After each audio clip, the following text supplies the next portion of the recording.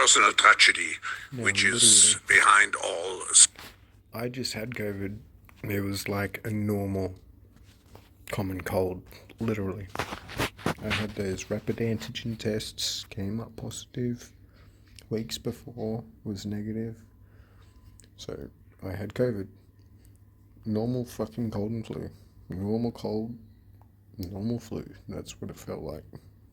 Those cases. So we have to be very careful not just to look at the figures.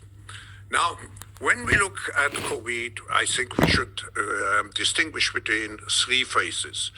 We have the three R's. Restrain, which means to fight the virus, the hot phase most countries are in today.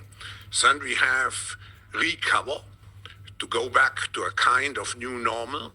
And finally, the reset, which means to define and to design the strategies which should lead us in the after-corona phase. What is the objective? What kind of world do we want to build? What do we know? What did we learn?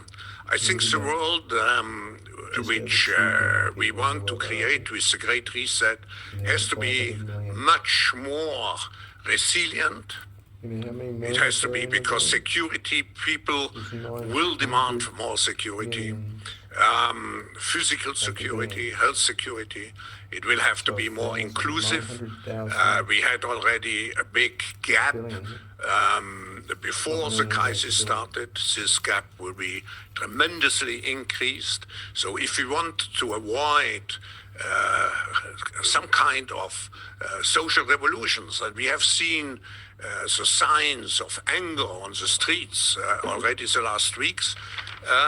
So we have to address this issue to create a stronger inclusiveness.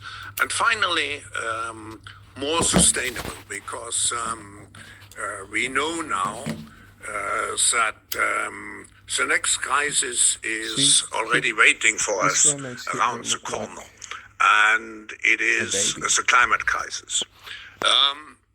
The World Economic Forum, by the way, has warned the world related to the to possible pandemics since years, and actually three of the major organizations now in the fight against the virus, like the Global Fund, particularly also CEPI. All those organizations were created in Davos. So we know that the next crisis may come on us, and we have to be better prepared. So what does it mean in practice? There's a majority of people going to get cold. 5 priorities. The first one is we have to redefine our social contract to integrate more inclusion. We also have to make sure that we integrate much more in the social contract our responsibility towards the next generation.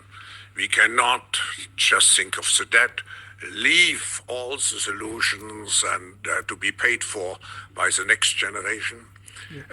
So the social contract, and in the social contract, we also have to look at one specific issue. COVID will create again a gap between the so-called industrialized and emerging countries. The emerging countries, at least some of them, suffering much more compared to some of the countries which have a well-established social safety net. Then second, so it's a social contract. Second, it's the decarbonization of the economy. To protect us against let's say, an environmental virus.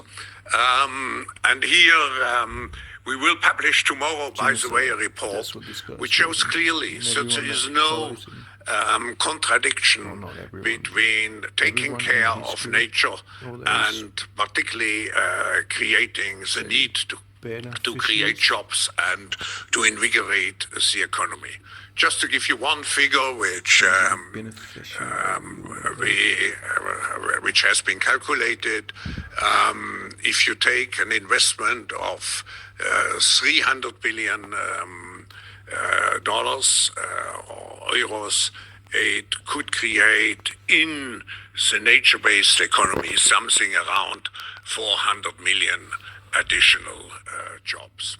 So, social contract, green economy, but number three, and that's a major part also of the book, because you know I published 4 years ago 400 the million book, The people Fourth working. Industrial Revolution. What about the rest? All those technologies are very much advanced now,